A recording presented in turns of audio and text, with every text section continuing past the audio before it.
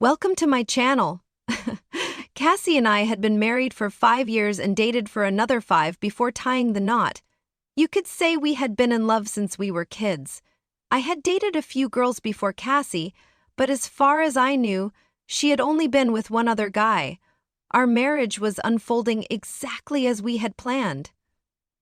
We both worked and had saved enough money to start searching for our first home, with plans to have kids after that.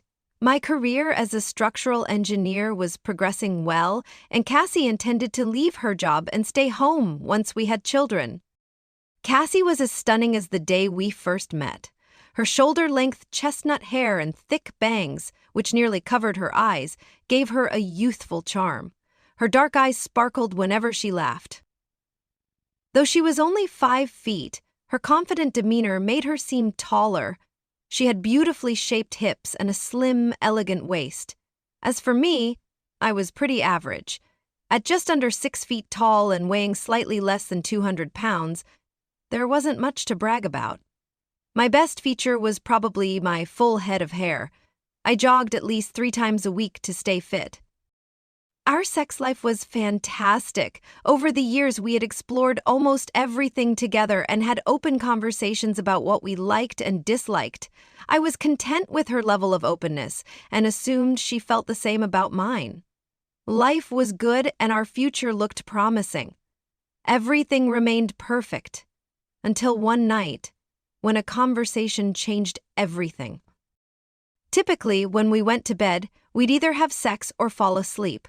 We never lay there in the dark discussing personal matters. It was an unspoken routine that worked for both of us. In hindsight, I now understand why it was a wise habit to follow. "John, can we talk about something?" Cassie asked that night. "What is it now? Can't it wait until morning?" I replied. She hesitated before speaking. "John Clayton Brenner is in town for a few days. Would you mind if I met him while he's here?" Her words snapped me to attention. Clayton Brenner was the only other man Cassie had been with before me. Back in school, Clayton had been the ultimate ladies' man. Coming from a wealthy family, he always wore expensive clothes and drove flashy cars, while the rest of us struggled to keep our old clunkers running. Girls flocked to him, and he could have his pick. He'd date one girl for a few weeks, then discard her and move on. Despite knowing his reputation, the girls still believed they were special. Unfortunately, Cassie had been one of his conquests. Clayton had often bragged about his escapades to other guys, many of whom I found to be pretty low class. He had a reputation for being good in bed, and as far as I knew, none of the girls, including Cassie, ever complained about him. "Why are you bringing this up now?" I asked. "I just didn't want to do anything that might make you uncomfortable." "Where were you planning to meet him?"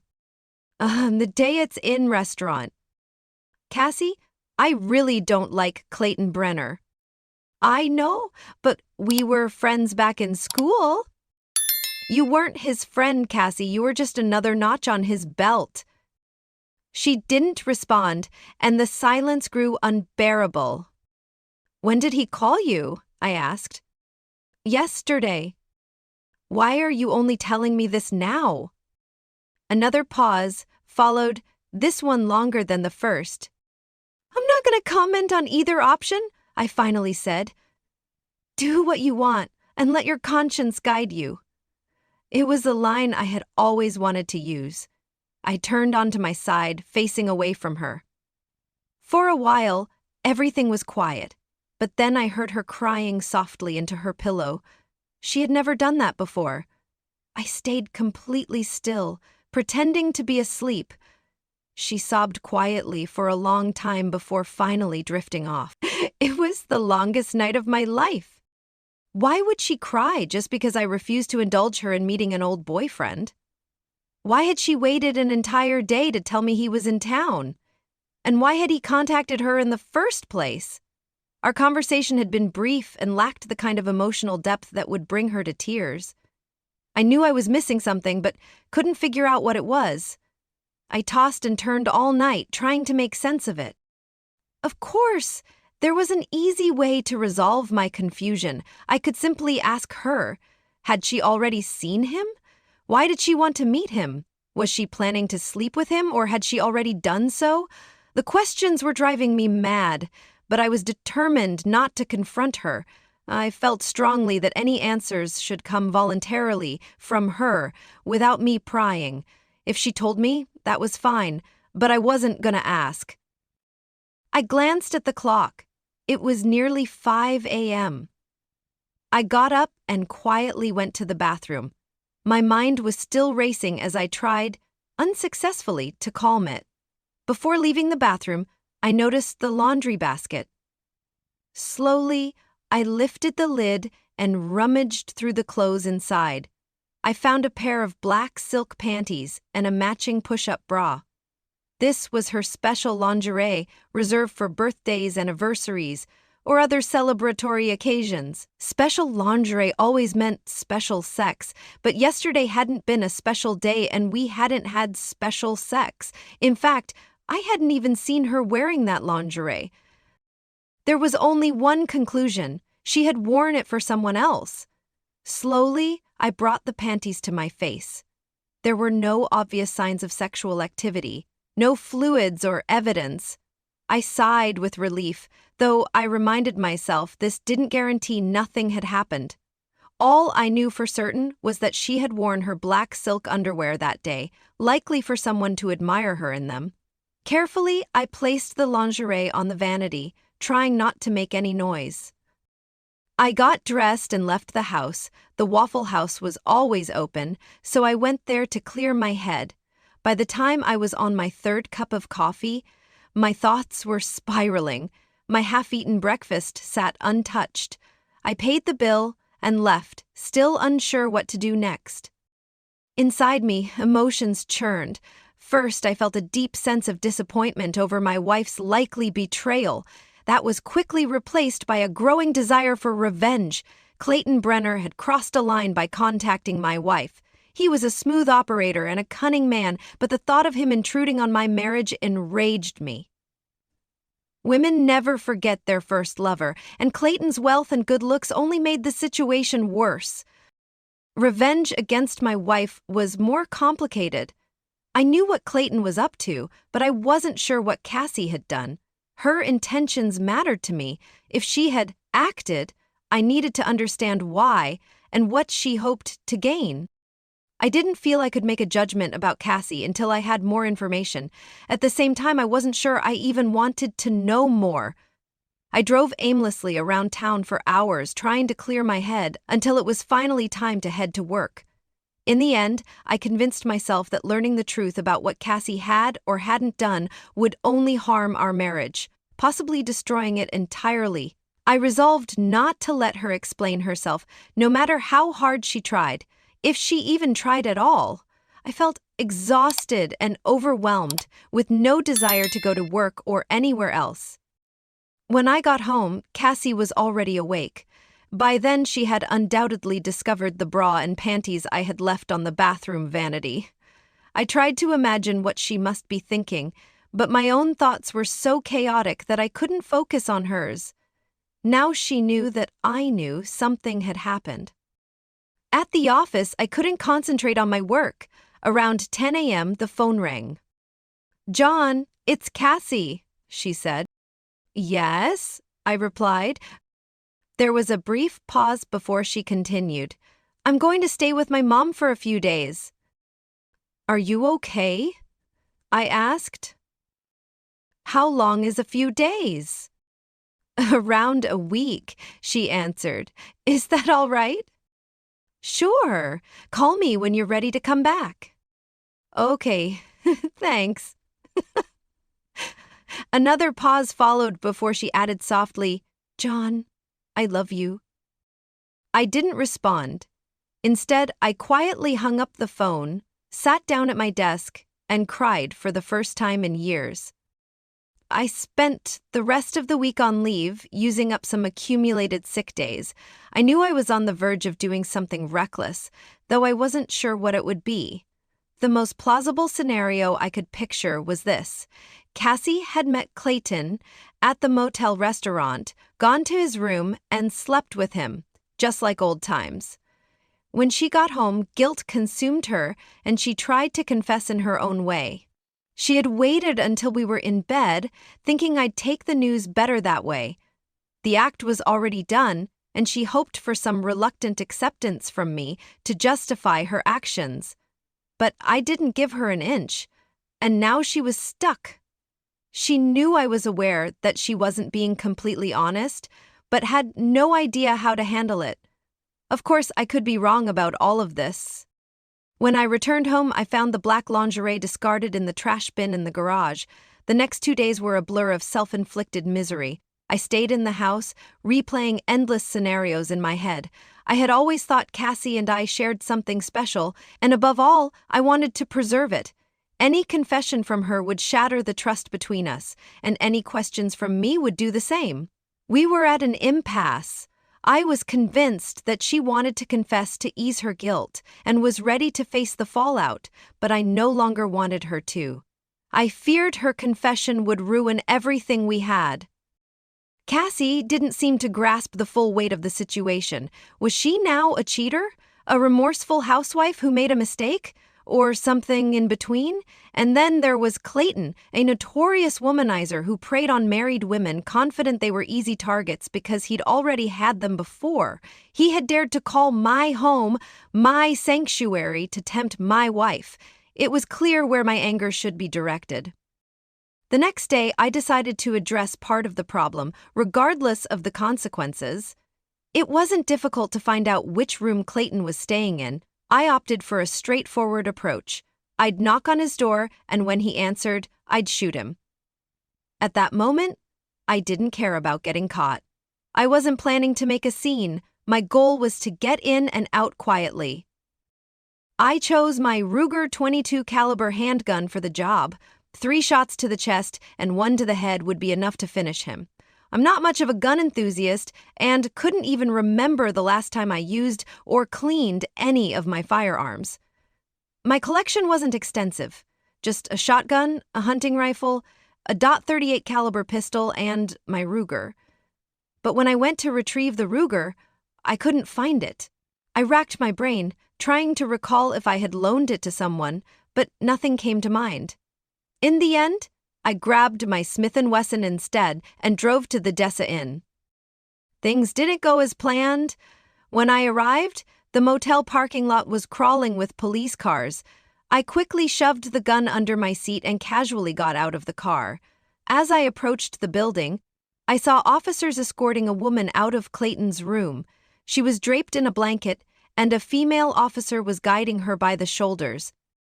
I was hesitant to look, fearing the worst. When I finally recognized her, relief washed over me. It wasn't Cassie. The woman was Susan Bradford, someone we knew from high school. Susan and her husband Barry had moved to Reading, where Barry had opened a car dealership. It was sad to see Susan in this situation, but I was grateful it wasn't my wife. Susan had been one of Clayton's past flings. As they placed her in a squad car, I overheard one of the officers say, "She locked herself in the bathroom. It took forever to get her out. Looks like he was shot with a .22 Ruger." Soon after, I watched as they carried Clayton's body out in a bag. I wasn't exactly upset, though I had been looking forward to being the one to put him there. Some days, everything goes wrong. On my way home, I picked up a pizza and a 6-pack of beer. I spent the rest of the week tackling yard work and fixing things around the house. I didn't feel like returning to work, and with my plan to confront Clayton thwarted, a wave of depression began to settle in. I kept a copy of the newspaper with the story about Clayton's murder. The police had no leads or witnesses. When Cassie came home, the house was spotless, and I had prepared a simple dinner. Her return was quiet but pleasant. We exchanged small smiles and a kiss on the cheek. Over dinner, we talked about her parents, carefully avoiding any sensitive topics. Afterward, I washed the dishes and brought her a cup of Earl Grey tea. She sat silently, staring at her hands folded in her lap. Finally, she raised her head. John, I need to explain something, she began. Cassie, I'd rather not right now, I interrupted. Maybe we can talk about it another time. It's been a rough week, and I'm not ready. Please, just listen. Enjoy your tea, I said, cutting her off. An awkward silence filled the room. I picked up the newspaper with the article about Clayton and handed it to her. She read it quietly, then looked at me as if seeking some form of approval. I gave her none. I think I'll take a shower and head to bed early, I said. I'm feeling worn out from the journey and I haven't been sleeping well these days. I'll take the couch tonight. Good night. Good night, John. I watched her ascend the stairs while I carried the cups into the kitchen. It felt like it would take quite some time before things returned to normal.